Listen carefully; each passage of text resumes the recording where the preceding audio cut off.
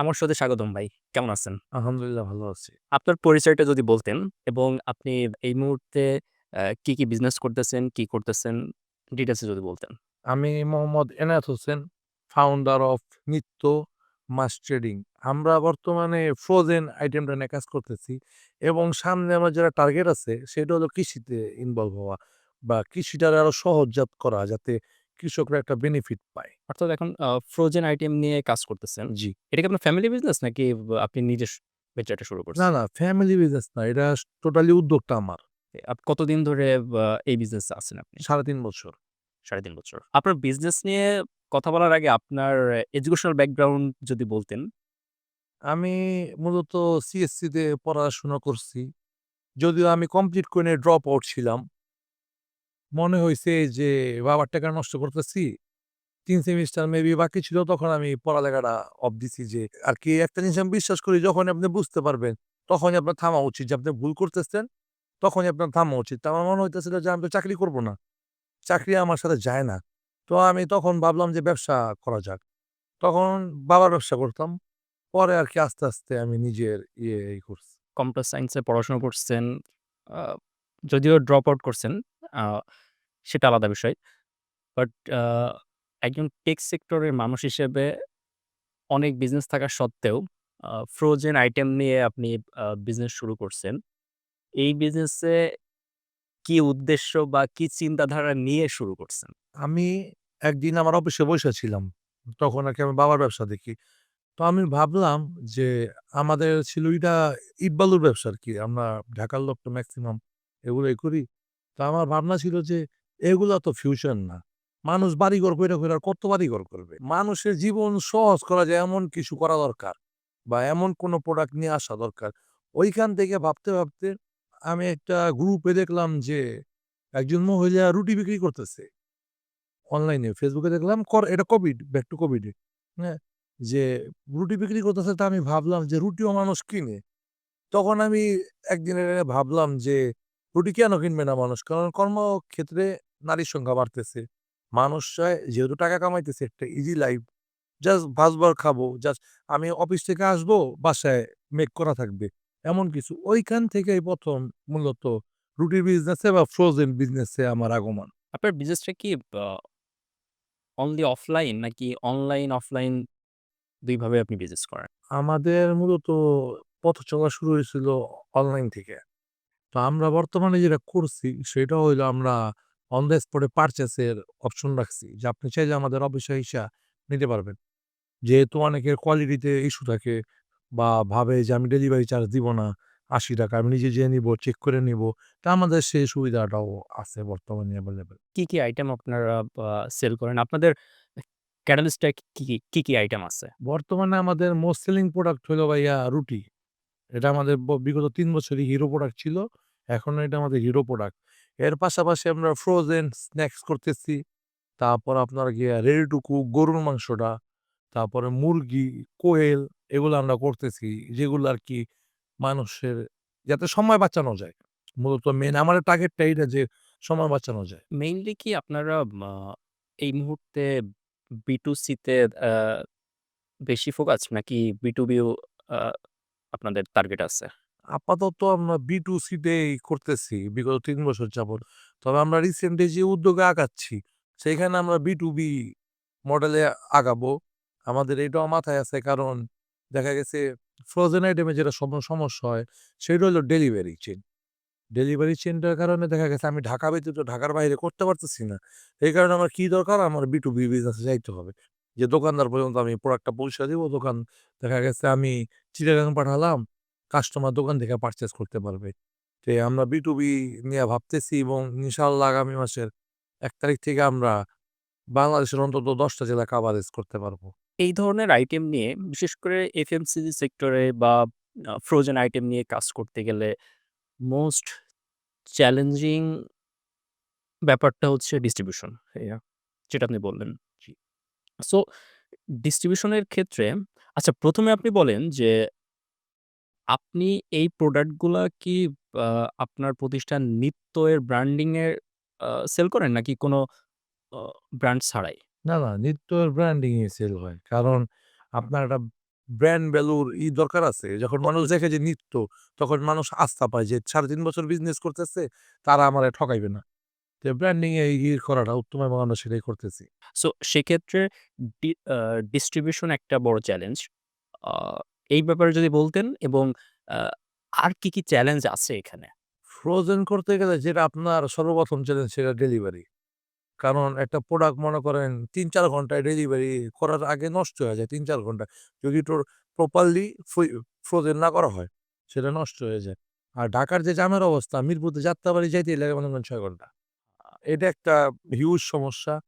আর দেখা গেছে ফ্রোজেন ফিল্ডে যদি আপনি নামেন, আপনার প্রচুর টাকা বার্ন করতে হবে।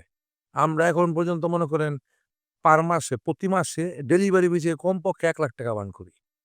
জাস্ট যাতে কাস্টমার অন টাইম পায়। কাস্টমার বিষয়টা গুলায় ফেলে কি? যে আমি গেঞ্জি অর্ডার করে ২৪ ঘন্টায় পাইছি। আমি ফ্রোজেন আইটেম অর্ডার করলে ২৪ ঘন্টার ভিতরে পাবো। কিন্তু এটা পসিবল না। দেখা গেছে ইপিজেড অর্ডার করছে। হ্যাঁ?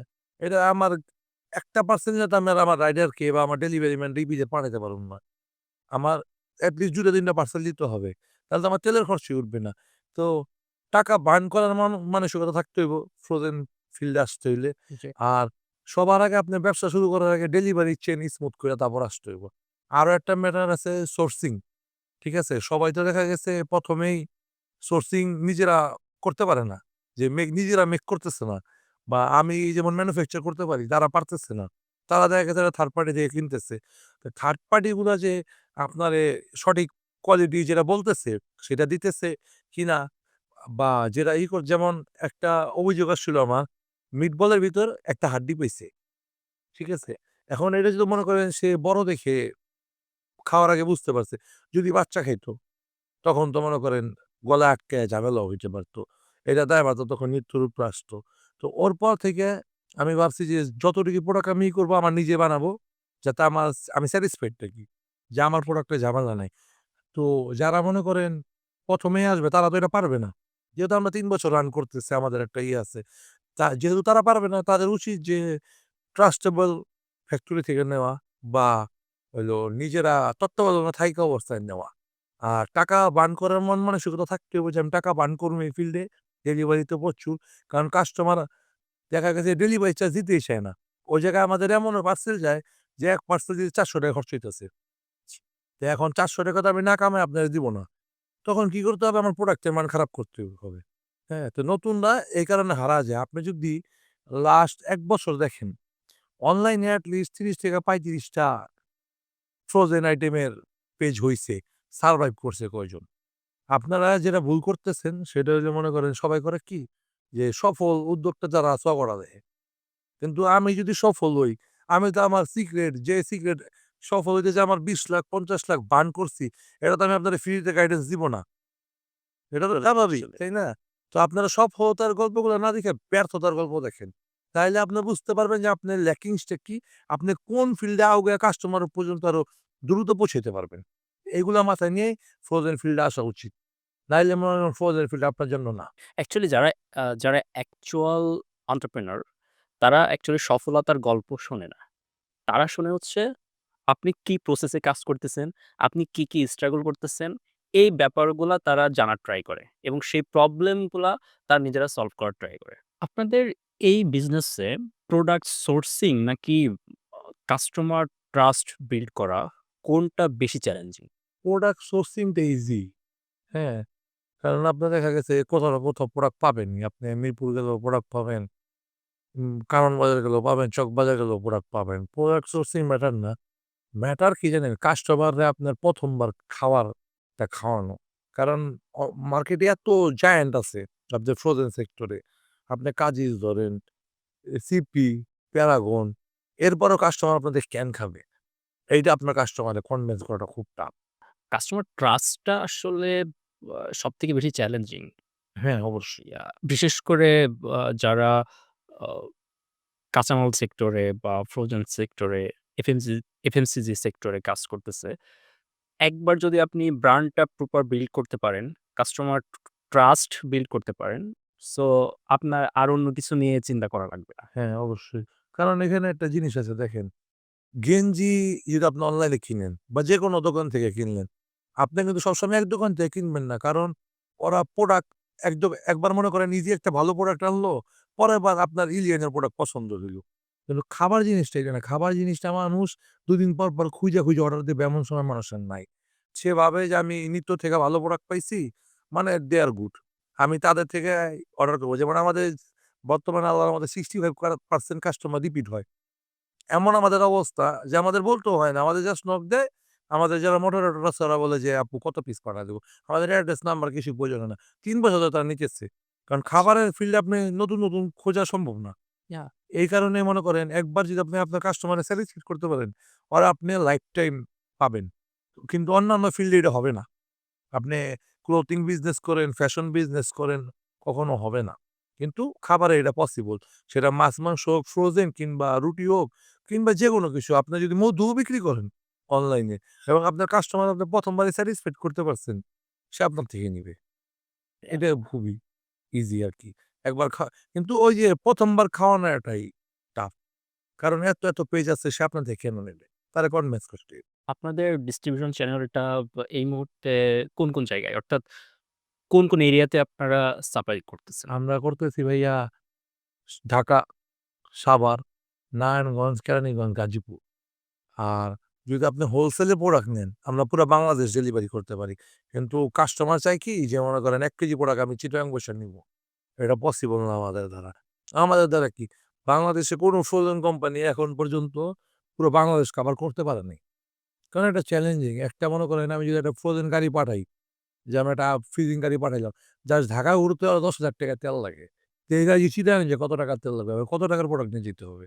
এই কারণে এই বিষয়গুলো চ্যালেঞ্জিং। জান এই কারণে দেখা যাবে আপনি প্রত্যন্ত গ্রামে বা উপজেলা শহরগুলাতে ফ্রোজেন আইটেমগুলো এত এভেইলেবল পাবেন না। অন্যান্য যে প্রোডাক্টগুলো এভেইলেবল পাবেন এই কারণেই। কারণ ডেলিভারিতে খুব পেইন খাইতে হয়। এই যে একটা ইস্যু আছে। তার মানে আপনি ঢাকা এবং ঢাকার আশপাশের জেলাতে আপনি আ সাপ্লাই করতেছেন। না জেলা বললে তো ভুল হইব। আরকি ঢাকা থেকে মনে করেন যেটা কাভারেজ করা যায়। কাভারস করা যায়। কারণ যেহেতু আমার অফিসটা ঢাকায়। আমার তো মনে করেন ঢাকার কোন জায়গায় অফিস আপনার? আমার ঢাকা অফিস মাজার রোড। মিরপুর মাজার রোড। ওকে। হ্যাঁ? তো ঢাকা থেকে যেগুলো আশেপাশে যেমন আমার ওখান থেকে সাভার যেতে লাগে ১ ঘন্টা। এইটা আমি কাভারেজ করতে পারি। কিন্তু সাভার থেকে যদি মনে করেন আবার একটা বাইপাইল চইলা যায়, ইপিজেড চলে যায়, জামেই আমার প্রোডাক্ট নষ্ট হয়ে যাবে। তো এখন আমি ৳৩০ কামানোর জন্য ৳৬০০ র প্রোডাক্টটা নষ্ট করতে পারব না। এই কারণে মনে করেন দেখা গেছে এখনো আমরা লার্জার স্কেলে যাইতে পারিনি ৩.৫ বছরেও। তবে আমরা রিসেন্টলি যে উদ্যোগগুলো নিচ্ছি, আমরা আশাবাদী যে ১ তারিখ থেকে আমরা ১০ জেলায় ঢাকায় যেমন আমরা সার্ভিস দিতেছি তেমন দিতে পারব ইনশাল্লাহ। সো আ বাংলাদেশে এই মুহূর্তে ফ্রোজেন আইটেমের মার্কেট কেমন বড়? বাংলাদেশের ফ্রোজেন আইটেমের বর্তমান মার্কেট হলো আমার জানা মতে, আমি ভুল হইতে পারি। কারণ বাংলাদেশে তো মার্কেট এনালাইসিং এর তেমন কোনো নেই যে সেটা ধারণা। এটা প্রায় মনে করেন ৳৪,৫০০ এবং এইটা প্রতি বছর ১.৫ গুণ বাড়ে, বৃদ্ধি পায়। কারণ কি? এখন কারণ হইলো কর্মক্ষেত্রে নারী বাড়তেছে। মানুষ বাসার খাবারের থেকে বাইরের খাবারটারে বেশি খাইতেছে।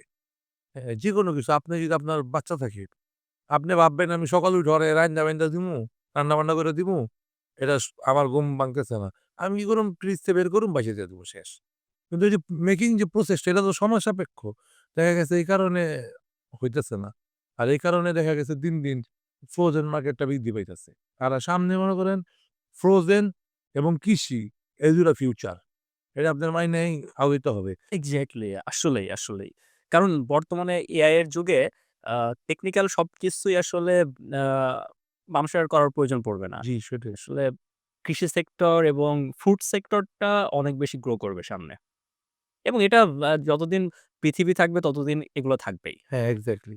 আপনার বাংলাদেশে এই মুহূর্তে কোন কোম্পানি আপনার মেইন কম্পিটিটর মনে হয়?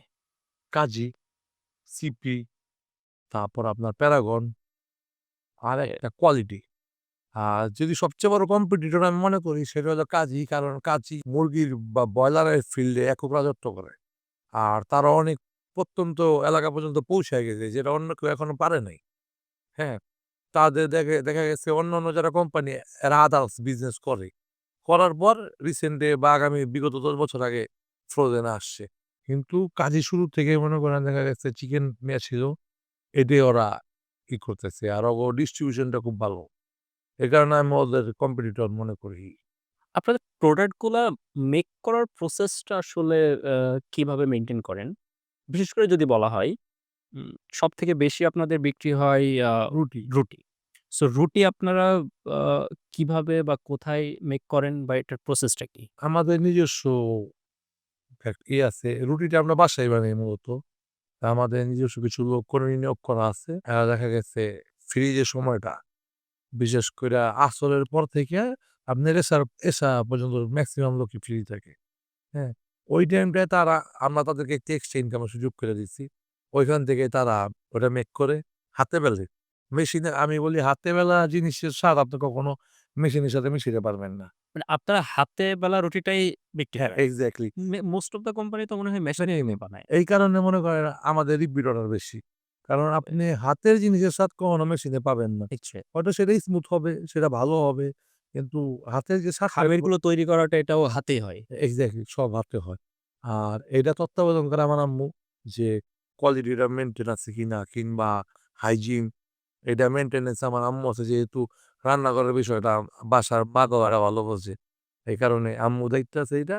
আর আমরা বর্তমানে হাতেই করাইতেছি এবং আমাদের নিজেরই ইচ্ছা আমরা যদি মনে করেন এখন বর্তমানে ১,০০০ রুটি ২,০০০ রুটি বিক্রি করতে পারি।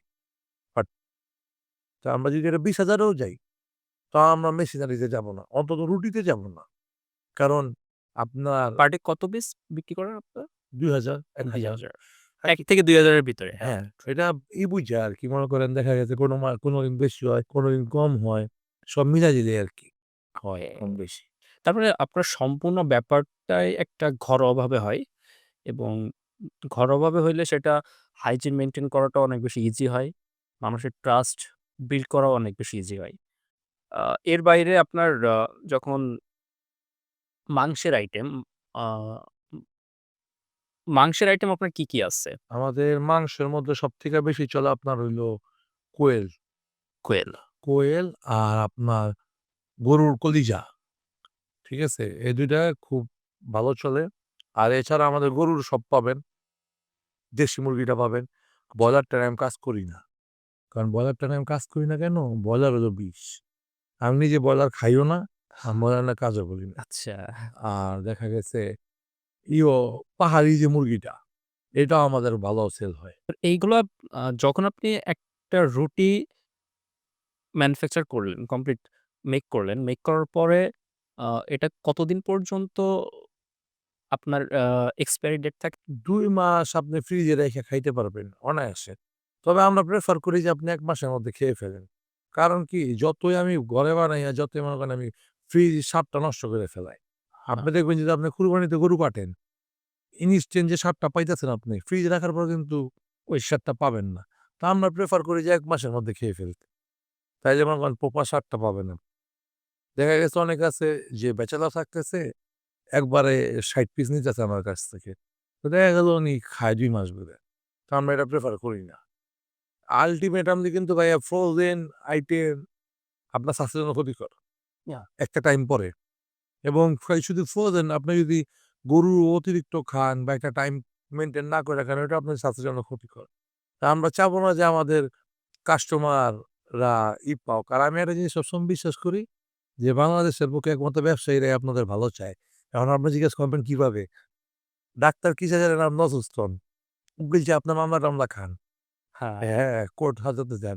কিন্তু ব্যবসায়ী কি চেয়ে জানেন? যে আপনি টাকা কামান, তাহলে আমি আপনার থেকে টাকা কামাইতে পারব। সুস্থ থাকেন, টাকা কামান, তাহলে আমার প্রোডাক্টটা কিনতে পারবেন। হ্যাঁ, হ্যাঁ, এক্সাক্টলি। এজন্য আমি সবসময় বিলিভ করি যে ব্যবসায়ীরাই বাংলাদেশের মতো মানুষের ভালো চায়। তা আমরা চাই যে আপনারা সুস্থ থাকেন, একটা নির্দিষ্ট টাইম মেইনটেইন করে খান। তাহলে প্রপার স্বাদও পাইবেন, আপনার কোনো ঝামেলাও হইল না। মাংসের আইটেমগুলা বিশেষ করে আপনি কোয়েল এবং কোয়েল কোথা থেকে আপনি সোর্সিং করেন? এটা তবে একক জায়গা থেকে করি না, তবে মেক্সিমাম পয়েন্ট আমাদের আসে ফরিদপুর আর নাটোর থেকে। ওকে। এই ২ টা জায়গা থেকে ওরা দেখা গেছে খুব ভালো কাজ করতেছে এই ২ টা এরিয়ায়। কারণ আছে, দেখা গেছে ২ টা এরিয়াতে মনে করেন স্পেস খুব ভালো পাওয়া যায়। আর কোয়েল মনে করেন আপনি যদি পালেন, তাহলে দেখা যাবে কোয়েলটা খুব বাজে স্মেল করে। তা আপনার ফ্রি জায়গা দরকার আরকি। মনে করেন আশেপাশে কিছু নাই, এমন জায়গা দরকার। তো এই জিনিসটা এই ২ সাইড ব্যতীত তেমন পাওয়া যায় না। আর মুরগির আইটেমটা আপনার নির্দিষ্ট কি কোনো না, না, খাবার আছে? মুরগিটা আমি আপনাদের বলি, আমরা যে দেশি মুরগিটা যেটা কালেক্ট করি, হ্যাঁ, সেইটা আমরা কালেক্ট করি পাবনা। পাবনা আমাদের গরুর একটা ফার্ম আছে আল্লাহর রহমতে। আপনার আপনাদের নিজস্ব? হ্যাঁ, আপনাদের দোয়ায় ঈশ্বর দি কখনো ওকে, যদি আপনার ভিউয়াররা ভিজিটে যেতে চায় যেতে পারবে। খুব বা সুন্দর পরিবেশ, প্রাকৃতিক ফিল পাবে। আচ্ছা, আমরা দেশি মুরগিটা পাবনা থেকে কালেক্ট করতেছি। আর ওকে। আপনার পাহাড়ি মুরগিটা আমাদের এই রাঙামাটির একজন ভেন্ডর আছে। উনি আমাদের প্রোভাইড করে। যদিও পাহাড়ি মুরগিটা এভেইলেবল পাওয়া যায় না। যেমন দেখা গেছে আমার অর্ডার হইছে ৫০ টা, আমি পাইছি ১০ টা। এইটা পাহাড়ি মুরগিদের চ্যালেঞ্জ। আর দেশি মুরগিটাও আপনি যদি দেখেন, বর্তমানে একবারে দেশি মুরগি পাওয়া খুব টাফ। মেক্সিমাম মনে করেন ব্রয়লার খাইতেছে, লেয়ার খাইতেছে, ওই যে ই বড়, বড় মুরগি এটারে কি বলে? খাসি মুরগি বলে মেবি সম্ভবত। আমি মুরগির ভিতরে খাই খালি শুধু দেই। এই যে দেশি এগুলোর আমি নাম এত ই করতে পারি না। তো এগুলা খাইতেছে মানুষ। দেখা গেছে আপনি আজ থেকে ২ বছর পর দেশি মুরগিটাও খুব পাকিস্তানি মুরগির কাছে দেশি হ্যাঁ, পছন্দ শোনা করে। হ্যাঁ, সোনালিটা। হ্যাঁ, আমি বলি কালার বাট্টারে মানুষ অনেকে দেশি মনে করতেছে। কিন্তু এটা হ্যাঁ, এই ধারণাগুলো ভুল। এই ধারণাগুলো মনে করেন আমাদের যে লোকাল যারা শপ আছে এরা করে দিছে। আর আপনি যদি লোকাল শপ থেকে প্রোডাক্ট কিনেন, হ্যাঁ, ওই যে যেমন মনে করেন আপনি বাজারে গেলেন, আপনার পরিচিত, আপনি মনে করেন বাজারে চলতেছে ৳১৫৫ মুরগির রেট। হ্যাঁ, আপনার দিলে ৳১৫০ আপনার তো খুশি হয়ে গেলেন যে ৳৫ কমে পাইছি। কিন্তু একই আপনার প্রপারই দিতেছে কিনা? দেখেন একটা মুরগির সব বিক্রি হয়। আপনারা যারা মুরগির সেক্টরে আছে তারা যদি আমার ভিডিওটা দেখে, তারা খুব ভালো বলতে পারবে। এই যে আপনি নাড়ি-ভুড়ি ফালা দিয়ে আসেন, এইটাও বিক্রি হয় এবং এটা ঠিক। টেন্ডার হয়। আপনি মনে করেন এটা টেন্ডার হয় কোটি, কোটি টাকা। যে ৳২,০০,০০,০০০ আগের সম্ভবত ৳১২,০০,০০,০০০ টেন্ডার হইছে খালি। নারী-বুড়ি ঠিক থেকে আছে। কাপ্তান বাজারে, হ্যাঁ? আপনি যাচাই করতে পারেন। আমার পরিচিত আমরা যেখান থেকে আপনার এগুলো কি মাছের খাবার হিসেবে হ্যাঁ, মাছের খাবার। আমার যেটা পরিচিত আছে আমরা তো ওই যে boneless ব্রেস্টটা করতেছি ব্রয়লারের, হ্যাঁ? ওইটা আমরা একজনের থেকে নেই। তো উনার হলো হাজারীবাগ কাটিং হাউসটা। ওনার এখানে মনে করেন ওনার ছোট্ট এই যে আপনার রুমের সমান ঘর হবে। ওনার এখানে টেন্ডার হয়েছে ৳২,০০,০০০। তো আপনি বোঝেন যে আর আপনি হাড্ডি পর্যন্ত যে আপনি হাড্ডি ফালা দিয়ে আসতেছেন, হ্যাঁ, হাড্ডি পর্যন্ত আজকের বাজারে মানে হাড্ডি চলতেছে ৳৪৫ কেজি। হাড্ডিগুলো কি কাজে ব্যবহার হয়? এইটা ভাই মূলত মনে করেন ওই যে যারা একটু আর্থিকভাবে সচ্ছল না তারা খায়। আচ্ছা, আচ্ছা। আবার অনেকে দেখা যায় করে কি ওই যে কুকুর পালে, বিড়াল পালে ওদেরকে খাওয়ায়। তো এই যে মনে ব্রয়লারের প্রতিটা জিনিসই হইতাছে। কিন্তু আপনার লোকাল শপ থেকে নিতেছেন এটা তো আপনার দিতেছে না। চামড়া বিক্রি হইতেছে ৳৩৫ বা ৳৪০ কেজি। আমার চামড়াটা আজকে ধারণা নাই। পাও বিক্রি হইতেছে। আপনি বিশ্বাস করবেন না, আমার পরিচিত একজন আছে। সে শুধু মুরগির পাও বিক্রি করে। শুধু পাও ব্রয়লারের। এই বিক্রি করে সে ২ টা ৫ তলা বাড়ি করছে। কি পরিমাণ কিন্তু আপনি তো ফেলা দিয়ে আসতেছেন। আপনি তো ফেলা দিয়ে আসতেছেন। এবং না এগুলো চলে কিভাবে? ওই যে লোকাল স্ট্রিট ফুড গুলাতে মুড়ি খাইতেছেন আপনি, মুড়ির সাথে পাও দেয় ৳৫ ৳১০ পিস। ও তো কেজি কিনে আনতেছে মনে করেন ৳৩০ বেচতেছে ৳৫ পিস। প্রফিট তো আসতেছে। লোকাল দোকানদার যারা, এরা আপনারা ঠকাইতেছে। আর আপনারা যারা মনে করতেছেন যে আমি লোকাল থেকে ব্রয়লার কিনা খাবো, খুবই হবে। এটা টোটালি একটা বিষ আপনার জন্য। আপনি একটা আমি জরিপ দেখলাম সম্ভবত বিগত ২ দিন বা ৩ দিন আগে। 96% বাংলাদেশি শিশুর ভিতরে সিসার পাওয়া গেছে। কেন? আপনার হ্যাঁ, ছেলেমেয়ে তো আর কোনো নেশা-পানি করতেছে না। এই যে আপনি ব্রয়লার খাওয়াইতেছেন স্বাদ বুইঝা, এই কারণে। একটা জিনিস বুঝেন আপনি, একটা জিনিসের শেলফ লাইফ হলো ৪৫ দিন। হ্যাঁ? ৪৫ দিনের মধ্যে ওইটা ২ কেজি ২.৫ কেজি হয়ে যায় কিভাবে? এগুলো আপনাকেও সচেতন হইতে হইব। যে ব্রয়লারটা খান, অসুবিধা সেফ ব্রয়লার খান। অ্যান্টিবায়োটিক ফ্রি, ওই যে ফ্রি, ওই যে স্টেরয়েড ফ্রি এরই খান। এটা সাধারণ মানুষজন আসলে কিভাবে জানবে যে এটা সেফ নাকি সেফ না? এইটা আসলে ভাই কইরা এমনি যদি বাজারের ঘাইটা বুঝতে চান, এটা পসিবল না। যেটা সত্য কথা। এই ক্ষেত্রে আপনার অনলাইনে কিছু ট্রাস্টি পেজ আছে। যেমন আমার পরিচিত একটা বড় ভাই আছে। এখন আমি কইলে হয়তো আর প্রমোশন হয়ে যাবে এদিক থেকে। ফ্রেশ ফার্মার বগুড়ার। এরা বগুড়া বেস বিজনেস করতেছে। they are too good. আমার সাথে খুব ভালো সম্পর্ক। they are too good. আপনি ওনাদের ভিজিট করতে পারবেন। তারপর সেফ ফুড আছে। আরো কিছু কাজ করতেছে যে ব্রয়লারটারে যাতে মানুষ বিষ না খায়। জাস্ট মিট পায়। যেমন আপনি যদি ট্রাই করেন আমি আপনারে পাঠাবোনি। আপনি সেফ ব্রয়লারটা খাইবেন, আপনি বাজার থেকে ব্রয়লার খাইবেন, ২ টার টেস্ট আলাদা। আচ্ছা। এখন আপনি জিজ্ঞেস করবেন টেস্ট আলাদা কেন? একটা জিনিস বড় হইতেছে ৪৫ দিনে, একটা জিনিস বড় হইতেছে ৩ মাসে। ন্যাচারাল গ্রোথ যেটা। দেশি মুরগির মাংস মজা কেন? কেননা ন্যাচারাল ন্যাচারাল গ্রোথ গ্রোথ। পায়। হ্যাঁ, যে ন্যাচারাল জিনিসে ন্যাচারাল ভাবে দিতে হইব। আমরা মানুষ বুঝছেন খুব খারাপ। আর টেকা কামাইতে সব নষ্ট করে ফেলাইতেছি। কিন্তু এটা বুঝি না যে যখন সব শেষ হয়ে যাবো গা বা ওই নদীর শেষ মাছটা ধইরা খাইয়া ফেলবেন, তখন আপনারা বুঝবেন টেকা খাওয়া যায় না। আর মানুষও মনে করেন সচেতন না। আমাদের দেশের মানুষ সচেতন না টোটালি। তারা ভাবে কম টেকা, অমুকে বেশি বেচতাছে। অমুকে কেন বেশি বেচতাছে এটা কোনো যাচাই করে না। এটা মনে করেন একটা ম্যাটার আছে। বাট দিন, দিন আসলে মানুষের ভিতরে আ আ ওই সচেতনতাটা বাড়তেছে যে সেফ ফুড বা অর্গানিক ফুডের দিকে মানুষ ঝুঁকতেছে। এখন এখানে আমি আপনার একটু একটা ভুল ধারণা ভাঙ্গাই। ঠিক আছে? আপনি অর্গানিক বলতে কি বুঝান? আপনারা যেটা বলতেছেন অর্গানিক, সেটা কি অর্গানিক কিনা? অবশ্যই না। আপনি তো অর্গানিক মানে কি আপনি গাছাতে ছিঁড়তেছেন আর খাইতেছেন। কোন প্রক্রিয়াজাত নেই এর মাঝখানে। হুম। কিন্তু আপনি কি করতেছেন? গাছাতে ছিঁড়তেছেন, ওইটা মনে করেন বগুড়া থেকে ঢাকা আসতেছে, আপনি প্যাকেজিং করতেছেন, কাটতেছেন, আপনার নিজের মতোই করতেছেন। এটা তো আর অর্গানিক রইল না। আর সেফ ফুড যেটা হ্যাঁ, এটা মানুষ আগের থেকে সচেতন হইছে, আরো হবে। যেহেতু শিক্ষিতরই বাড়তেছে, আগে আমাদের দেশে এটা ছিল না। এখন হইতেছে আস্তে, আস্তে। আমরা আশাবাদী যে ২০৩০ নাগাদ আমরা একটা করতে পারবো। ভালো যারা এডুকেটেড, স্বাস্থ্য সচেতন এমন একটা পাবো, জেনারেশন পাবো। এটা আমরা আশাবাদী। আপনাদের রুটি এবং আ মাংসের আইটেম সহ আর কোন আইটেম আপনাদের খুব বেশি সেল হয়?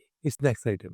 স্ন্যাকস আইটেম, সবথেকে বেশি সেল হয় আমাদের মিটবল, চিকেন মিটবলটা। চিকেন মিটবল ৩,০০০-৪,০০০ কেজি পর্যন্ত যায়। Per month. হ্যাঁ, কারণ রেস্টুরেন্টে আপনার তো ঢাকা শহরে বর্তমানে মানুষের তো রেস্টুরেন্ট বেশি। আবার বাচ্চারা আমাদের এটা খুব পছন্দ করে। আপনি কি ডিরেক্ট কি রেস্টুরেন্টদেরকে সাপ্লাই করেন নাকি হ্যাঁ, ঢাকার বাহিরে আমরা এখন ৫৯ টা রেস্টুরেন্টে দিতেছি। ঢাকার এবং ঢাকার বাহিরে। আমি নাম ভাঙবো না কারণ তারা বলে যে নিজেরা বানায় বিক্রি করতেছে। সে কারণে আমরা চুক্তিগত কারণে নাম ভাঙতে পারবো না। আচ্ছা, আচ্ছা। অনেক বড়, বড় প্রতিষ্ঠান আছে যে আমাদের থেকে প্রোডাক্ট নেয় কিন্তু বলতেছে যে তারা উৎপাদন করতেছে। যেমন আমি বলি ফ্রেশ ফার্মারের যে নাম বললাম আমি আপনারে, ওনাদের যে সেফ বয়লারের প্রজেক্টটা এটা হলো আপনার সাগাটা। বগুড়া থেকে প্রায় ৪৫ কিলোর মতো লাগে সম্ভবত গাইবান্ধার একটু আগে। ওইখানে যে অনেকে ভিডিও করে চালাইতেছে তাদের পেজে, তাদের ইয়ে। কিন্তু ওইটার কিন্তু একক মালিকানা আছে।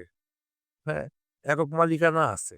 কিন্তু ওই দেখা গেছে মানুষ নাম ইউজ করতেছে যে বা আমার ইউজ করতেছে যে এটা আমার, এটা আমি উৎপাদন করেছি, এটা রং, এটা মিথ্যা। হ্যাঁ, এটা একদিক থেকে আনএথিক্যাল আবার যদি আ প্রপারলি ডিল করা থাকে যে আপনার সাথে একটা প্রতিষ্ঠানের ডিল করা আছে। তারা আপনার প্রসেস গুলা ফলো করতেছে বা প্রপার আ আ কি প্রসেস এ আপনি সেটা উৎপাদন করতেছেন, সেটা দেখে তারা আপনার প্রোডাক্ট নিচ্ছে। সেক্ষেত্রে বলা যায় যে তারা উৎপাদন করতেছে হ্যাঁ, এটা আনএথিক্যাল বাট তারপরেও তারা এটা দাবি করতে পারে। না তাও তারা বলতে পারবে না যে উৎপাদন করতেছে। তাদের বলা উচিত যে আমরা কন্ট্রাক্ট ফার্মিং এ আছি। উৎপাদন মানে কি ভাই সম্পূর্ণ কন্ট্রোল আমার হাতে। আমি চাইলে কোয়ালিটি বাড়াইতে পারবো, আমি চাইলে ওজন কমাইতে পারবো, আমি এভরিথিং করতে পারবো। এটা বলা উচিত যে আমরা কন্ট্রাক্ট ফার্মিং এ আছি অমুকের সাথে, অমুকে এই যে এমনি প্রসেসটা তুলে ধরা উচিত। হয়তো মেক্সিমাম পেজ কি এটা করতেছে? করতেছে। আপনাদের প্রোডাক্ট গুলা ফ্রিজিং করার এবং আ কোয়ালিটি কন্ট্রোল করার বা কোয়ালিটি মেইনটেইন করার ক্ষেত্রে কি প্রসেস মেইনটেইন করেন? ফ্রিজিং করার ক্ষেত্রে দেখা গেছে প্রোডাক্টটা আসার পরে আমাদের চেক হয়। আমাদের মাঝে, মাঝে আমি থাকলে আমি চেক করি বা যারা আমাদের কোয়ালিটির দায়িত্বে আছে এরা চেক করে যে প্রোডাক্ট কয়টা ভাঙ্গা আসছে কিনা কিংবা সাইজ ঠিক আছে কিনা, ওজনটা ঠিক আছে কিনা। কোয়ালিটিটা আপাতত আমরা এভাবেই চেক করতে পারি বা মেইনটেইন করতে পারি। তবে সামনে আমার ইচ্ছা আছে যে আমি মনে করেন ফ্যাক্টরি দিব ফ্রোজেন ইয়ে। কারণ আমার যেটা বাস্তবভাবে আপনারে কথা বলি, আমি যে কটা ফ্যাক্টরি ভিজিট করছি আইজ পর্যন্ত মেক্সিমাম করে কি মিটবলের নামে আপনার এই মুরগির চামড়া খাওয়ায়। মুরগির চামড়ার কিন্তু একটা স্বাদ আছে। হ্যাঁ, হ্যাঁ, এরা আমি খাই না, যারা খায় তারা বলতে পারে। যে তারা করে কি দেখা গেছে দেখবেন লেখা 60% মিট এটা পসিবল না। 60% মিট যে আপনি ৳২৯০ ৳২৮০ প্রোডাক্ট কিভাবে বিক্রি করতেছেন? 60% মিট মানে ১ কেজিতে আপনার হলো ৬০০ গ্রাম মাংস। এখন ১ কেজি ব্রয়লার কিনলে তো আপনার ৬০০ গ্রাম মাংস পান না টোটালি, হাড্ডি-টাড্ডি বাদে। হ্যাঁ? তো একটা মুরগি দিয়ে কি ১ কেজি বানায়? এটা কি সম্ভব? সম্ভব না। কি করে? আপনার মুরগির চামড়াটা ইউজ করে। কর্নফ্লাওয়ার সব মনে করেন যে চাইনিজ টেস্টিং সল্ট এটা ইউজ কইরা স্বাদ বাড়ায়। তো এই জিনিসগুলা মনে করেন অনেক ফ্যাক্টরির ভিতরে আমি পাইছি। অনেক ফ্যাক্টরির ভিতরে কি ঢাকার ভিতরে আমার জানা মতে ৩৫ টা ফ্যাক্টরি আছে। যার মধ্যে আমি ২৪ টা ফ্যাক্টরি ভিজিট করতে পারছি। ২০ টার অবস্থা এই। ২০ টার অবস্থা এইটাই মনে করেন।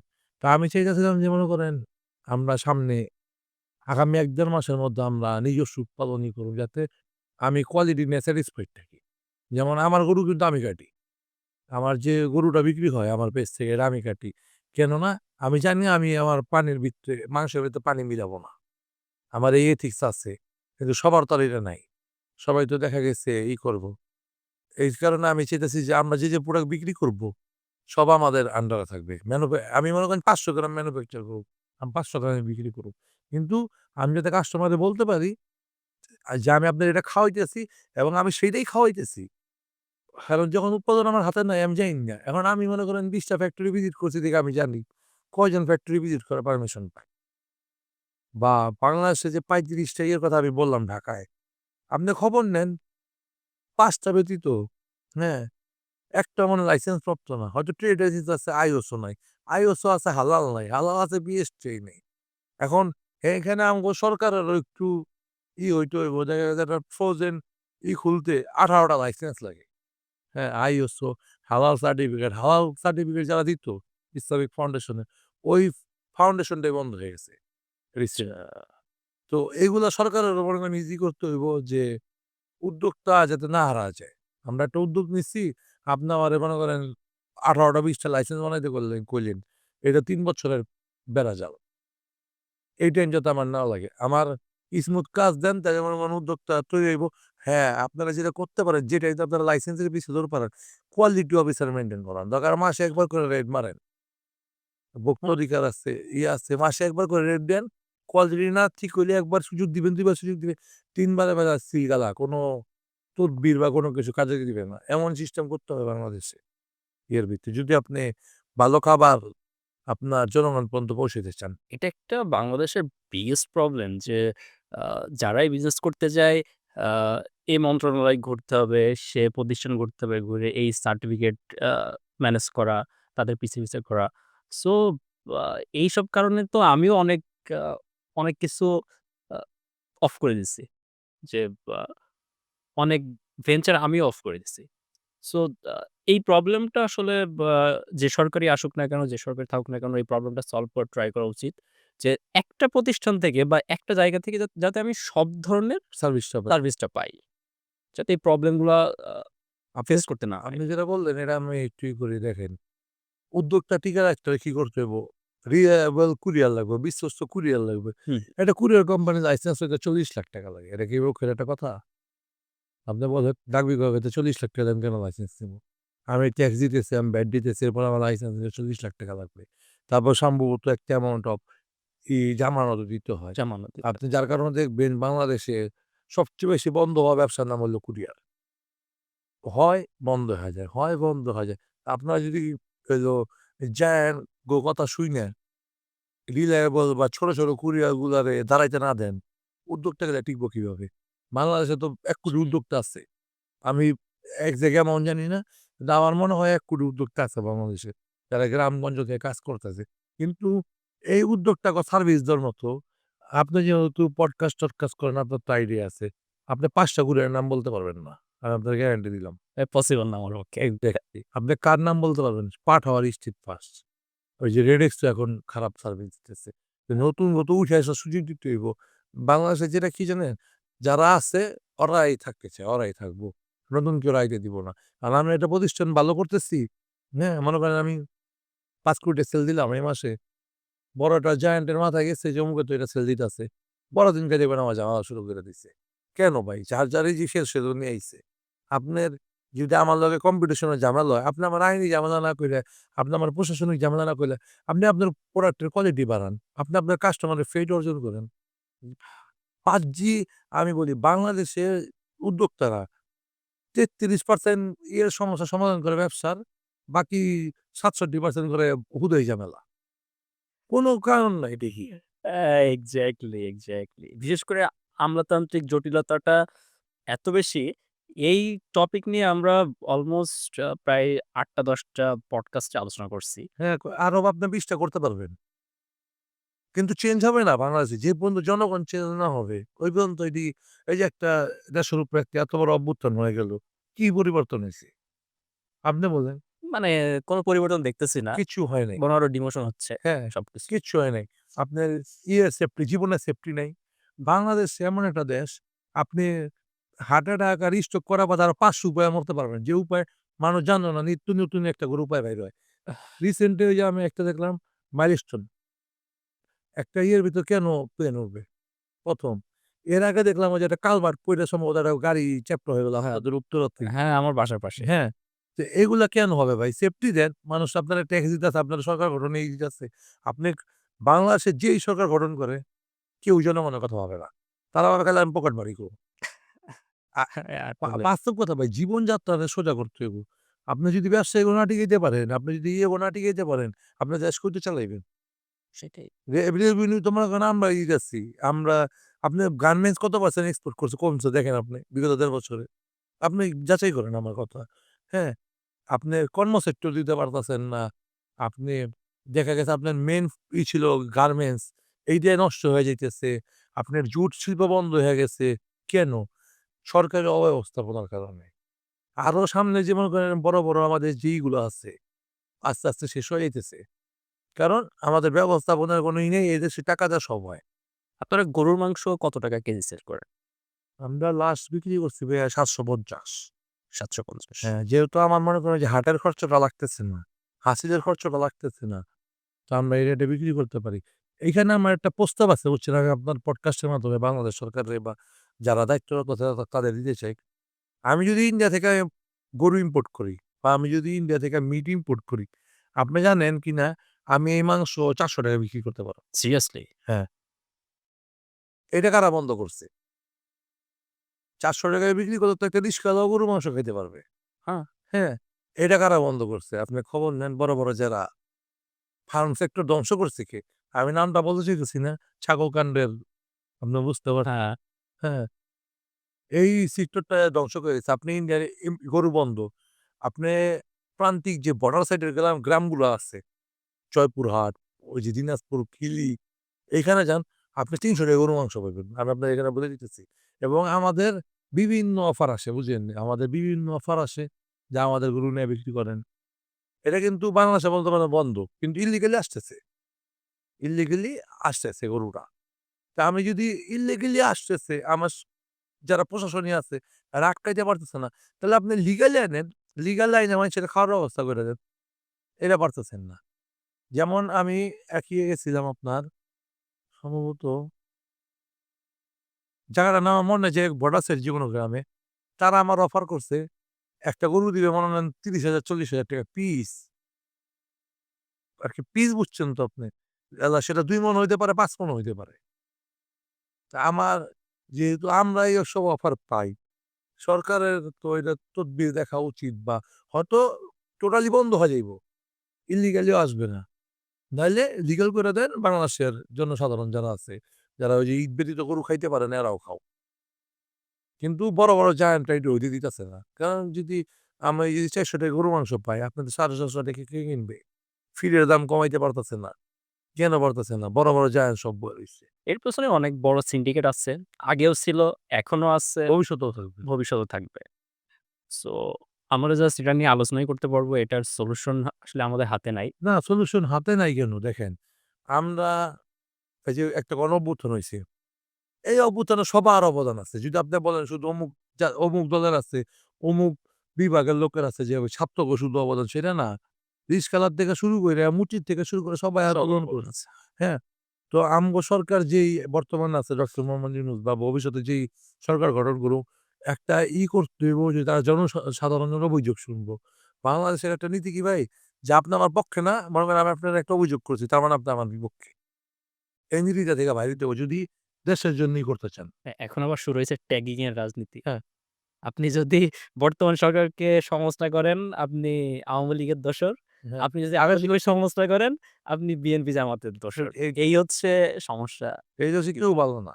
আমিও ভালো না, আপনিও ভালো না। সোজা কথা। এক্সাক্টলি। সবাই খালি সময়ের অপেক্ষায় মনে করেন থাকে। আমি যেটা আ জিজ্ঞেস করতে চাচ্ছিলাম সেটা হচ্ছে যে অ প্রাইসিং এর ক্ষেত্রে যেহেতু গরুর মাংস বলতেছেন যে ৭৫০ করে সেল করেন। প্রাইসিং এর ক্ষেত্রে আপনারা কোন বিষয়টা মেইনটেইন করেন? কারণ আপনার তো অনেক কম্পিটিটর আছে। তাদের সাথে প্রাইসিং এ একটা সামঞ্জস্যতা রেখে মেইনটেইন করেন নাকি? না, সত্য কথা বলতে ভাই শুধু গরুর মাংস না। যেকোনো প্রোডাক্টে আমি প্রাইসিং কখনো আমার কম্পিটিটরটা দেখি না। আমার যারা প্রতিদ্বন্দ্বী আছে তাদের প্রাইসিংটা আমি দেখি না। আমি সবসময় ফোকাস দেই টেস্টে, স্বাদে। বাংলাদেশের মানুষ আপনার কোয়ালিটি, দাম কিছু দেখে না। বাংলাদেশের মানুষ বোঝে কি জানেন? স্বাদ কোনটা ভালো, ওইটা ভালো। এটা আপনি এনালাইসিং করতে পারেন, এনালাইজ করতে পারেন। স্বাদ যেটা ভালো সেটাই ভালো। তা আমি কখনো প্রাইসিং দেখি না যে আমি টার্গেট করি যে আমি এত টাকা আমার কাটা হইতেছে। আমার এত টাকা বাজার রেট কত চলতেছে, এত চলতেছে লোকাল বাজার। আমি ওতে ৳৫ ৳১০ বাড়ায় বা কমায় আমার যেমনে পড়তায়, অমনি আমি করার ট্রাই করি। তবে আমি এটুক মেক সিওর করি যে মনে করেন আমার গরুটা পানি মিলাইয়া থাকবো না। ওই যে আমি ইনজেকশন পুশ করে পানি দিব না গরুর ভিতরে। তাইলে মনে করেন কাস্টমার প্রপার স্বাদটা পাবে। আমি এটাই সবসময় ফোকাস করি। এই কারণে দেখা গেছে আজকে পর্যন্ত আমাদের রিপিট অর্ডার। যেমন আমি যখন আপনার এখানে আসছি তখনও কিন্তু আমার অর্ডারের ফোন আসছিল। আপনারা দেখছেন। হ্যাঁ, তো এই কারণে মনে করেন আমাদের আস্থাটা তৈরি হইছে। যে মানুষ জানে আমাদের স্বাদ ভালো। এই কারণে আমাদের থেকে প্রেফার করে। আমরা যদি আপনার বর্তমান বিজনেসের অবস্থা কথা জিজ্ঞেস করি, সেক্ষেত্রে আপনার এই মুহূর্তে পার মান্থ আ কেমন সেল করতেছেন? এর থেকে এমনটা বলুন না up to 5 lakhs আর লাস্ট ৩ ৩.৫ বছরে আপনারা আ টোটাল রেভিনিউ কেমন হবে বলে মনে হয়? ১,০০,০০,০০০ প্লাস। ১,০০,০০,০০০ প্লাস। এটা কেমন তো কেউ বলবে না। বা বড় খবর তো ১,০০,০০,০০০ প্লাস। যেহেতু আমরা ১ম মাসে যখন শুরু করছি, একদম ১ম তখনই আমি প্রায় ১.৫-২ লাখ টাকা সেল করছি। এটা আস্তে বাড়তে মনে করেন আজকে পর্যন্ত আসছে। এবং আমরা উইথআউট কোনো মার্কেটিং কস্ট, উইথআউট কোনো বুস্টিং আমরা এটা করতে পারতেছি। যেহেতু আমার আস্থার জায়গা। অর্গানিক্যালি আপনারা হ্যাঁ, হ্যাঁ, হচ্ছে। এটাই। সেক্ষেত্রে আ আপনাদের কোনো ইনভেস্টর আছে নাকি এই মুহূর্তে? হ্যাঁ, আমাদের ইনভেস্টর আছে। এর মধ্যে টোটাল হলো ১৩ জনের মতো ইনভেস্টর আছে। ওকে, ১৩ জনের মতো ইনভেস্টর। এটা কি আপনার আ আ ফ্রেন্ডস অ্যান্ড ফ্যামিলি নাকি না, বাইরের? ফ্রেন্ডস অ্যান্ড ফ্যামিলি না ভাই। জিনিসটা কি জানেন? আপনি যখন একটা ব্যবসা শুরু করবেন হ্যাঁ, বা আপনি যেকোনো একটা কিছু শুরু করবেন, যে ব্যক্তিরা আপনার ১ম সাপোর্ট করবে সে হবে একজন স্ট্রেঞ্জার।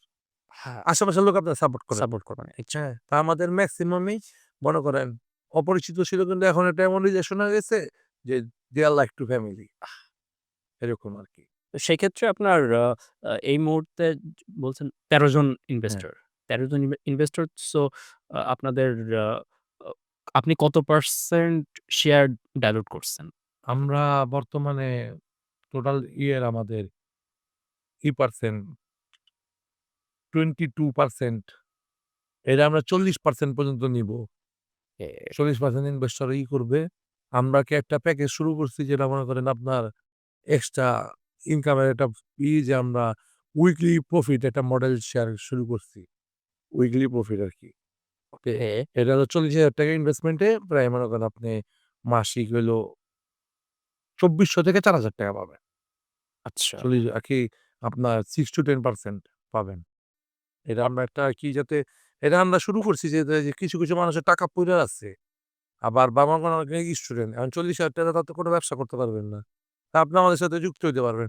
এবং ইন ফিউচার যদি আপনি আমাদের সাথে যুক্ত হন বা না হন, আপনি যদি বিজনেস করতে চান সেম ফিল্ডে, আমি আপনার গাইডেন্স দিব। গাইডেন্স দিবেন। কারণ আমি চাই আমি আমার বাস্তবিক জায়গা থেকে চাই যে উদ্যোগটা তৈরি হোক। বিশেষ করে মহিলা উদ্যোক্তা তৈরি হোক। দেখা গেছে আমাদের সমাজে যেটা চলছে এত বছর যে মহিলাগো বা মাইয়াগো ট্রেনে উঠছে, ইন্টারে উঠছে বিয়া দিয়ে দাও। But they have no future যে জামাই মারা গেল একটা অ্যাক্সিডেন্ট কইরা শ্বশুরবাড়ি গালি খাইতেছে বা জামাই বলতেছে যে হ্যান-ত্যান কে করছো? আ আমরা চাইতেছি যে কিছু মহিলা উদ্যোক্তা হোক, যার ফলস্বরূপ আমার সাথে কিন্তু বর্তমান অব্দি আজকে অব্দি ২৯ জন মহিলা উদ্যোক্তা কাজ করতেছে এবং আগামী রবিবার প্রায় ৩ জনের সাথে আরো ডিল হবে। কর্পোরেট ডিল অলরেডি কথাবার্তা শেষ, জাস্ট সাইনিং বাকি। তো আমরা চাইতেছি এই ২ টাই করতে। যে আপনার মানুষের ইনভেস্টমেন্টের মেন্টালিটি তৈরি হোক এবং উদ্যোক্তা মেন্টালিটি তৈরি হোক। আপনার বহির্বিশ্বে যদি যারা বড়, বড় ব্যবসায়ী আছে, কেউ কিন্তু ওই যে অফিসে বইসা ব্যবসা করে না। Maximum investor. Yeah. ম্যাক্সিমাম কিন্তু বাংলাদেশে কিন্তু এই এখনো শুরু হয় নাই। তৈরি হয় নাই। তৈরি হয়নি। কারণ আপনি কারে বিশ্বাস করবেন? মনে করেন আপনি আমারে ৳৫,০০,০০০ দিলেন, ৳৫,০০,০০০ দেখে মনে হয় আমার মাথা নষ্ট হইছে গা। আমরা এর বাইরে একটা করতে চাইতেছি যে, যেটা সচরাচর হইতাছে, এইটা যাতে না হয়। যেমন আমরা মনে করেন আপনার তৈরি করে যে মানুষ যদি ইনভেস্টমেন্টের অপশন পায়। যেমন আমি একজনকে দেখছি আচ্ছা, এই ব্যাপারটা আমি একটু ক্লিয়ার করি যে আ আপনারা যেহেতু অলরেডি আপনার ১৩ জন ইনভেস্টর আছে, তাদের সাথে একটা আপনি অলমোস্ট 20% প্লাস ডাইলুট করে অলরেডি আ ইনভেস্টমেন্ট নিয়ে বিজনেস করতেছেন। অ্যাজ ওয়েল এজ আপনি এই মুহূর্তে চাচ্ছেন যে আপনি মাইক্রো ইনভেস্টমেন্ট আ নিতে চাচ্ছেন। যদি কেউ বিগ ইনভেস্টমেন্ট করতে চাই, সেক্ষেত্রেও আপনি না, আমরা বিগ ইনভেস্টমেন্ট নিব না। মাইক্রো ইনভেস্টমেন্ট এ যাচ্ছেন। হ্যাঁ, আমরা তৈরি করতে আমি তো আপনারে বললামই। আমি আপনার একটা উদাহরণ দেই, আমি ভদ্রলোকের নাম বলব না। হ্যাঁ, বাংলাদেশী লোক। ঠিক আছে? আপনি হয়তো চিনেন। ভদ্রলোক ১ম ইনভেস্টমেন্ট নেওয়া শুরু করছে ৳৫,০০০ দিয়ে। ঠিক আছে? ৳৫,০০০ ওরকম হুম, কোনো অ্যামাউন্ট না। আপনার কাছে বা আমার কাছে কোনো অ্যামাউন্ট না আল্লাহর রহমতে। হ্যাঁ। ওই লোক ৫,০০০ ৳১০,০০০ করে নিয়ে বর্তমানে তার ইনভেস্ট হচ্ছে ৳১৪০০ কোটি। মানুষের টাকা সব। এবং আপনি তারা চিনেন, আমি আপনার এতটুকু গ্যারান্টি দেই যে Facebook চালায়, হ্যাঁ, তারা সে চিনে। এবং কৃষি সেক্টরের লোক। আচ্ছা। কৃষিতেই আছে। হ্যাঁ? নামটা বলব না যেহেতু এটি ভিতরের খবর। কিন্তু এই ৫,০০০ ৳১০,০০০ করে নিয়ে ৳১৪০০ কোটি সে বর্তমান ইনভেস্টমেন্ট প্রাপ্ত। এটা মনে করেন কিন্তু হিউজ নাম্বার। হিউজ ৫,০০০ করে নিয়ে ৳১৪০০ জাস্ট এবং মানে তারাও দেখা গেছে এবং বড় ভাই যে আছে, যার কথা বলতেছি, উনিও দেখা গেছে বড় ইনভেস্টমেন্ট নেয় না। বড় ইনভেস্টমেন্টটা নিলে কি হয় জানেন? মনে করেন অধিকার হারাইতে চায়। হ্যাঁ, কিন্তু ইনভেস্টর খালি আবার গাইডেন্স দিতে পারে। কারণ ফিল তো সে বোঝে না। এখন মনে করেন আমি ফ্রোজেন ফিল্ডের লোক। আমার ইনভেস্ট করলে মনে করেন একজন ব্যাংক সেক্টরে। সে তো আমার ফিল বুঝতেছে না। যারা তো ভাবতেছে যে মনে করেন ব্যাংক যেমনি চলে ফ্রোজেন এটা অমনি চলবো। এই জিনিসটা করতে হইতেছে আরকি।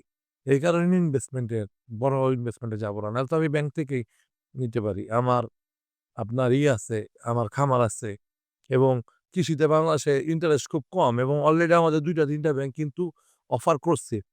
হ্যাঁ। যেহেতু আমরা কৃষিতে আছি এবং ভবিষ্যতে আমার কৃষি নিয়ে একটা পরিকল্পনা আছে। ভবিষ্যতে আমি রিসেন্ট এর মধ্যে একটা উদ্যোগ শুরু করব। যেখানে কৃষক সরাসরি B2C বিজনেস করতে পারবে। ওই যে মাঝখানে কোনো দালাল থাকবে না। আচ্ছা, কৃষির এই ব্যাপারগুলো নিয়ে আমি আপনাকে আ আপনার সাথে পরে আলোচনা করব। বাট আপনার এই যে ইনভেস্টমেন্ট এর ব্যাপারটা নিয়ে আমি একটু ক্লিয়ার হই জি। যে আ যারা মাইক্রো ইনভেস্টমেন্ট করতে চায়, ৫,০০০, ১০,০০০, ২০,০০০ বা যে অ্যামাউন্টই হোক না কেন, যারা মাইক্রো ইনভেস্টমেন্ট করতে চায় তারা আপনাদের সাথে কমিউনিকেট করতে পারবে বা আপনাদের সাথে বসতে পারবে যে কিভাবে আপনারা আ ইনভেস্টমেন্ট এর প্রসেসটা কি? জি। এটা হচ্ছে একটা ওয়ে। সেক্ষেত্রে আপনার আ আপনি উইকলি বেসিসে প্রফিট শেয়ার করব। প্রফিট শেয়ার করেন। যে আপনার আ আ পার উইকে যে প্রফিট সেলটা হচ্ছে, যে সেল হচ্ছে সেটার উপরে একটা প্রফিট শেয়ার করবেন। এটা হচ্ছে একটা ওয়ে। আরেকটা হচ্ছে যে কেউ যদি আপনার সাথে বিজনেস করতে চায়, যে আ সে বিজনেস করতেছে, আ আপনি কিভাবে তাকে সাহায্য করতে পারেন? যে সাপোজ আপনার সাথে আ ইনভেস্টর হিসেবে না, সে নিজে একটা বিজনেস শুরু করতে চাচ্ছে। এখন সেক্ষেত্রে আ আপনারা কিভাবে হেল্প করতে পারবেন বা আপনি কিভাবে হেল্প করতে পারবেন তাকে? আমি মনে করেন ফ্রোজেন ফিল্ডে যে কটা সোর্সিং আছে, যেটা আমার খুঁজতে প্রায় ১.৫ বছর সময় লাগছে। হ্যাঁ, হ্যাঁ? এইটা আমি তারে গাইড করতে পারবো যে অমুক জায়গায় গেলে অমুক প্রোডাক্টটা পাইতে পারো। এটা আমি তারে গাইডেন্স দিতে পারুম। এতটুকুই তো। আর মনে করেন বাকি কি ভাই, তো কাজ আপনার উপরে। আমি আপনারে শিখাইয়া দিতে পারি। আপনি করবেন তো আপনি। করতে হবে নিজে। হ্যাঁ, তাহলে তা নাহলে তো মনে করেন দেখা গেছে লিওনেল মেসি যদি কালকে কোচ হয়, হ্যাঁ? ও জায়গায় ট্রেনিং করবো। সবাই তো লিওনেল মেসি হবে। লাইভে মেসেজ হবে।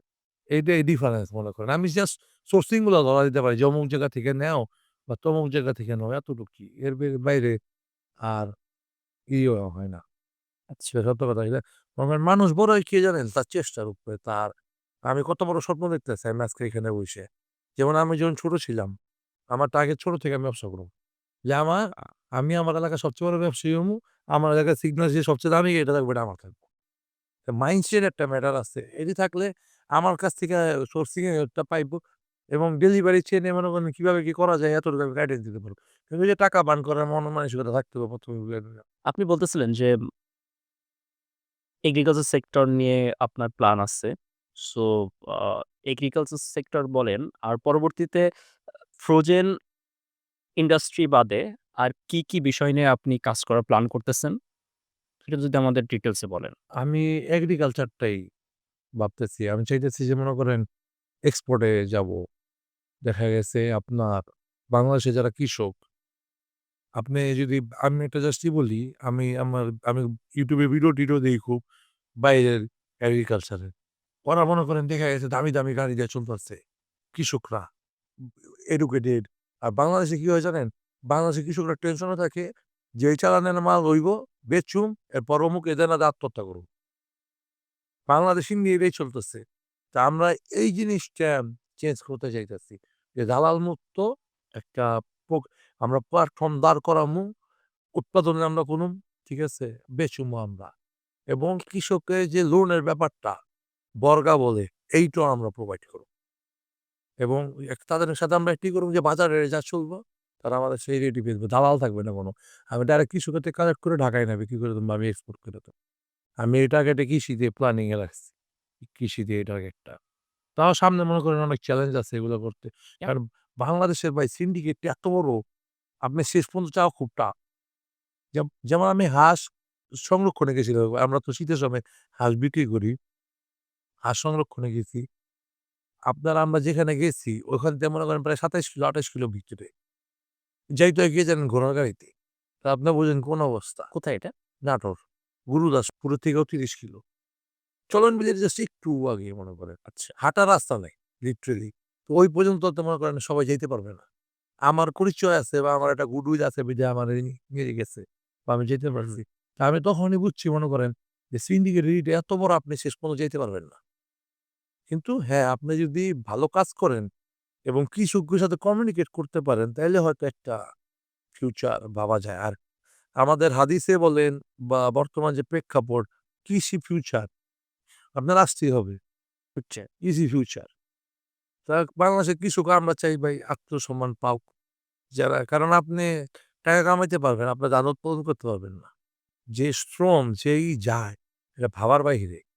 কারণ আমরা আমরা মনে করেন একদিন গিয়ে আমি একদিন নাটোর গিয়ে ৩ দিন ভিজতে আসি বেডে পড়েছিলাম।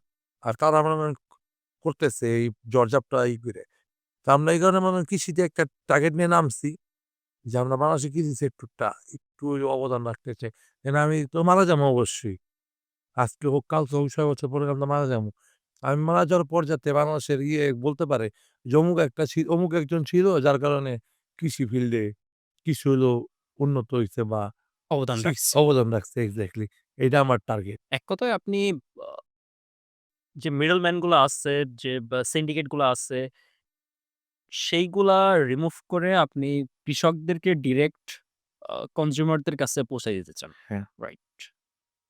এই ব্যাপারটা নিয়ে দেশের বাইরে বিভিন্ন কোম্পানি কাজ করতেছে। হ্যাঁ, ইভেন দো আপনার ইন্ডিয়াতেও বেশ কিছু কোম্পানি কাজ করতেছে। অস্ট্রেলিয়ান কিছু কোম্পানির কথাও আমি বলতে পারি। আ ইউরোপেও এরকম অনেক আছে। বাট বাংলাদেশে একটা বিগেস্ট প্রবলেম। যেমন আমরাও আমার আমরাও টুকটাক কৃষিকাজ করি আমাদের গ্রামে। এবার আমরা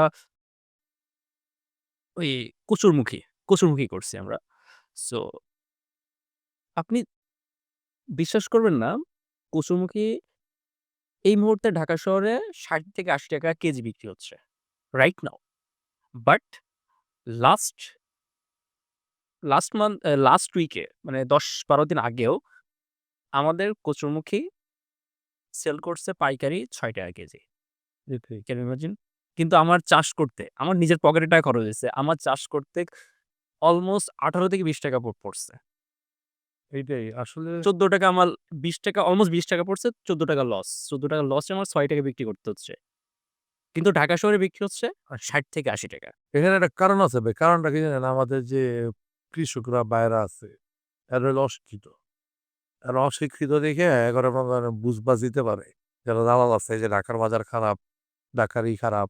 যেমন আপনি যেটা বললেন আমি আপনারে বলি। আমি কালকে একটা দেখলাম, পেয়ারার পাতার কেজি চলতেছে প্রায় ৳৬০,০০০ কিন্তু আমি আপনার ফালায় দিই। খেজুরের বিচি ৳২৫,০০০ কেজি। আমি কি কারণে ব্যবহার হয়? ওই যে চকোলেটে বা কফি মেকিং এ, হ্যাঁ? আমি আপনার ফালায়া দেই। তো এই ফেলনা জিনিসগুলা যেগুলো আছে, আমি এগুলো নিয়ে বলতে গেলে প্রচুর স্টাডি করতেছি। এবং আপনি জানবেন যে বিগত ৫-৭ বছরে যা আলু এক্সপোর্ট হইছে, আলু, এইবার তার থেকে ৩.৫ গুণ বেশি আলু এক্সপোর্ট হইছে একবারে। তা আমরা এই মার্কেটটা তৈরি করতে চাইতেছি, যেমন আপনার সৌদি, তারপর যেসব দেশে উৎপাদন সম্ভব না, এরা তো ইম্পোর্ট করেই খায়। তা আমরা এইসব দেশগুলোতে পৌঁছে দিতে চাইতেছি যে আমাদের প্রোডাক্ট দিয়ে। আর আপনি যেটা বললেন যে আপনি ৳১৪ লসে বিক্রি করতেছেন, হ্যাঁ?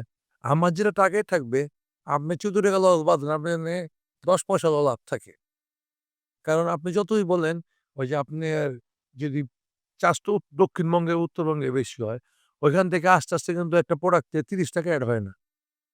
আমি একটা জাস্ট আপনার বলি, আমি একদিন কারওয়ান বাজার গেছি রাতে ৪টা বা ৪:৩০ বাজে আমি ঘুরতে গেছিলাম। আসার সময় আমি কারওয়ান বাজার দেখলাম। আমি আরকি জাস্ট গাড়িতে আমার বইসা রইছি। আমার চোখের সামনে কৃষক লাউ বেচলো মনে করেন ৳১৫ পিস। ইয়ের কাছে দালাল আরকি যে যারা কারওয়ান বাজারে দোকান আছে যাদের, ৳১৫ পিস বিক্রি করলো। ২ মিনিটের ব্যবধানে ৳৪০ বিক্রি করছে। ২৫ ওই লোক মনে করেন ৩ মাস ২ মাস কষ্ট করে ৳১৫ বিক্রি করে। আর ওরা ২ মিনিট মনে করেন ৳৪০ বিক্রি করতেছে। তা আমি ওইদিনই ভাবছি যে মনে করেন যে কৃষকরে নানানভাবে ঠকাইনো গেছে। নানাভাবে। আপনি প্রতিদিন খবরের কাগজে কোনো না কোনো শুনবেন যে কৃষক আত্মহত্যা করছে। Maximum of the time. কেন? লোন দিতে পারে না। তারা কিন্তু প্রোডাক্ট এনাফ উৎপাদন করতেছে। যার কারণে কিন্তু আপনি এক্সপোর্ট করতে পারতেছেন। আপনি নিজের ১৬ কোটি ১৭ কোটি মানুষকে খাওয়ায়ও আপনি এক্সপোর্ট করতে পারতেছেন। এনাফ উৎপাদন না করতে আপনি পারতেন না। কিন্তু তাও তাদের অভাব শেষ হয় না কৃষকের। এই জিনিসটাই মাথায় রেখে মনে করেন আমি এটা টার্গেট নিছি যে আমি একটা প্ল্যাটফর্ম বানামু। নামও থাকবো কৃষকের। আমরা চাইলে উৎপাদন করুম, চাইলে আমাদের ব্র্যান্ডিং এ বেচুম। আমরা মনে করেন ডাইরেক্ট উৎপাদন করবো, আমরা ডাইরেক্ট আমাদের ব্র্যান্ডিং এ বেচুম। আর এখান থেকে যে রেভিনিউটা আসবে, একটা পার্সেন্টেজ অফ নাম্বার, সেটা 5% হতে পারে, 10% হইতে পারে। এইটা আমরা কৃষকের যে ফ্যামিলি থাকবে, যে মনে করেন অনেকে আছে ট্যালেন্টেড, টাকা-পয়সার কারণে পড়ালেখা করতে পারতেছে না। এদের পিছে আমরা এটা ব্যয় করব। শুধু কৃষকের। এজন্য বরাদ্দ থাকবে এটা। যেহেতু তাদের দিয়ে আমরা চলতেছি। এটা আমার প্ল্যানিং আছে। এটা আমি কাজ করে ধরবো ইনশাআল্লাহ সামনে। আর মনে করেন আমরা তো প্ল্যানিং অনেক কিছুই করি। দেখা গেছে আল্লাহ যাচ্ছে তাই হয়। এখন চেষ্টায় আছি। দেখা যায় কতটুকু করতে পারি। ইনশাআল্লাহ। আমাদের বাসার আশপাশে আমার যে পরিচিত অনেকে আছে ফ্রেন্ড সার্কেল উত্তরাতে। সো আ উম রিসেন্ট লাস্ট বেশ কয়েক মাস ধরে আপনার আ এই আপনার শীতকালের শীতকাল থেকে তার পরবর্তী টাইম পর্যন্ত আ মোটামুটি সবজির দাম কম ছিল। তুলনামূলক কম ছিল। অনেক কম ছিল। সো সবাই বলাবলি করতেছে যে সবজির দাম অনেক কম। এই সরকার খুব ভালো করতেছে। জিনিসপত্রের দাম কম হুম। এখন। বাট অ্যাকচুয়ালি সবজির দাম কম এইটা দেখে কখনো গেস করা সম্ভব না যে জিনিসপত্রের দাম কম। হ্যাঁ, আলুর দাম বলেন, পেঁয়াজের দাম বলেন, আপনার তেলের দাম বলেন, আপনার চাল বলেন, ডাল বলেন, এগুলার দাম কিন্তু কম না। কিন্তু মানুষজন দেখতেছে সবজির দাম কম, সো দেশ খুব ভালো চলতেছে। আমাদের সবকিছু ঠিকঠাক আছে। এটা অনেকে মনে করে। বাট তারা বুঝতেছে না যে আ ৳৪ ৳৫ কেজি কোন সবজি কিনতেছে। যে কৃষকটা একটা কৃষক যেকোনো সবজি ৳৪ ৳৫ কেজিতে বিক্রি করা মানে সে লসে আছে। কোন সবজি আসলে পসিবল না ৳৪ কেজির মানে চালার আ দরকার বেশি। মানে বিক্রি করে সে প্রফিট করবে। এটা পসিবলই না। কিন্তু সাধারণ মানুষ বাদ দিলাম। অনেক শিক্ষিত মানুষজনও এটা দেখতেছে যে আ আরে ৳১০ কেজি আমি কিনতেছি, আ ঢেঁড়স কিনতেছি বা ৳৫ কেজি আমি মূলা কিনতেছি। এগুলা মানে তারা জিতে গেছে। ব্যাপারটা এরকম মনে করে। কিন্তু আল্টিমেটলি কিন্তু হারতেছে এটা কৃষক। এইটা হলো একটা কি জানেন? আমরা হয়তো অল্পতে খুশি হইতেছি। কিন্তু এটা আমাদের একটা ফিউচার লস। কিভাবে এই লস? যে পরবর্তীতে কেউ কৃষিতে আসবে না। তখন আপনি কি করবেন? চাল কি ওই যে চায়নার মতো প্লাস্টিকের টা বানায় খাইবেন? এটা একটা ফিউচার লস। আমার একটা ভাই মাইন্ডসেট আমি বলি আমার বাসা যেহেতু গাবতলী। ছোটবেলা থেকে আমি ঈদ আসলে ৩-৪ দিন হাটেই থাকতাম। গরুর প্রতি একটা অবসেশন ছিল। তা আমি বুঝই নাই বুঝছেন তখনও। আমার বাবা আমার একটা শিক্ষা দিচ্ছে। আমার বাবা বর্তমানে অসুস্থ, বেডে পড়া। আমার বাবা আমার একটা শিক্ষা দিচ্ছে জীবনে যে যখনই গরু কিনতে যাইবে, সবসময় চাইবে যে ব্যাপারী যে কৃষকটা বেশি দাম দা কিনুক। কারণ আমি যদি মনে করেন ৳৫০,০০০ গরু ৳৬০,০০০ এ কিনি, আমার লস নাই। আমি তো কুরবানির নিয়তে দিছি। হ্যাঁ? কিন্তু ওই বেটা ১০,০০০ লাভ পাইতেছে। এটা তো নানা বছরের সাধনা। কিন্তু হ্যাঁ, যাতে লসে বিক্রি না করতে হয়। তা আমি মনে করেন এই মাইন্ডসেটটা নিয়ে সবসময় বড় হইছি। হয়তো চলার পথে আমার দ্বারা অনেকের আমার অজান্তে ক্ষতি হইছে। হ্যাঁ? কিন্তু আমরা বরাবরই চাইছি মনে করেন যে ভাই মানুষ আমার দ্বারা টাকা কামাক, মানুষ আমার দ্বারা জিতুক। হয়তো আচ্ছা। মনে করেন ২-১ টা কেস পক্ষান্তরে ভিন্ন হইছে। এর পিছেও মনে করেন কাহিনী আছে, কারণ আছে। অনেক জায়গায় যেমন আমি অভিজ্ঞতা না অর্জন করে আমি ঢুকতে চাইছি। আমার টাকা লস হইছে। হ্যাঁ, এইটা মনে করেন আমি শিখতেছি। কারণ বয়স আমার খুব কম। শিখতেছি। শিখার তো মানুষ মৃত্যুর আগ পর্যন্ত শিখে। হ্যাঁ? কিন্তু আমরা বরাবরই চাইছি ভাই যে মনে করেন এই শ্রেণীর লোকগুলা বাঁচুক। এই শ্রেণীর লোকগুলা না বাঁচলে আমি আপনার খামু কি আজ থেকে ১০ বছর পর?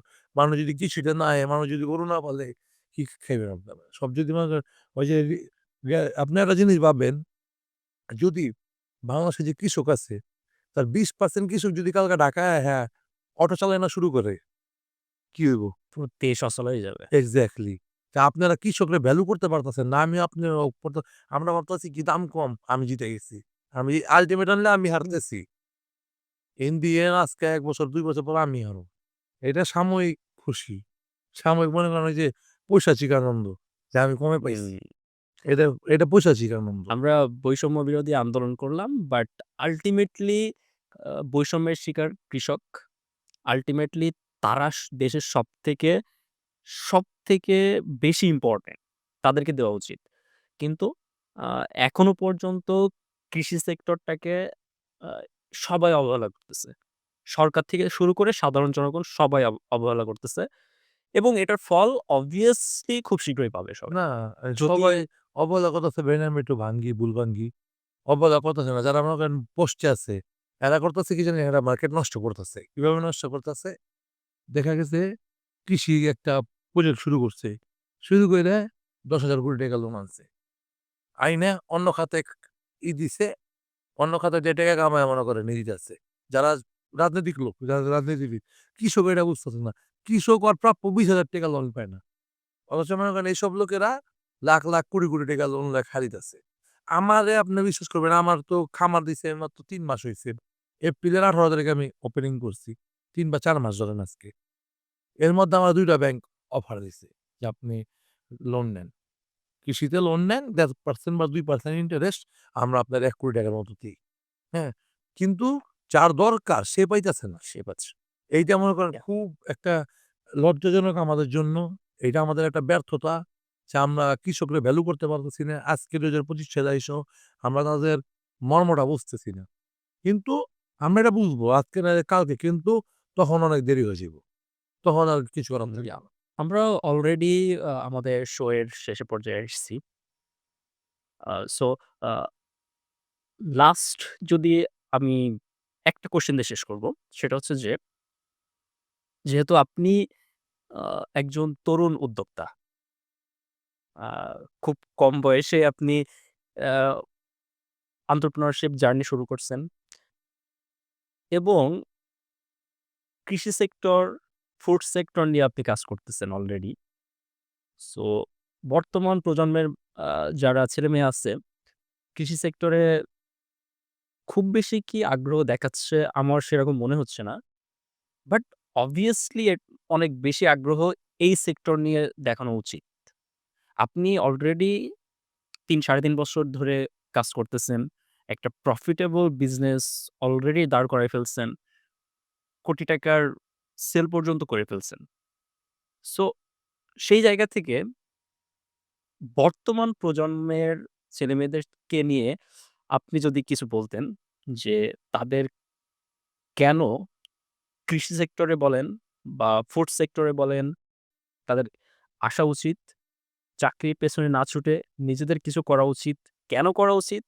এই ব্যাপারে যদি আপনি তাদের সম্পর্কে কিছু বলেন। ভাই ব্যবসাটা কি জানেন?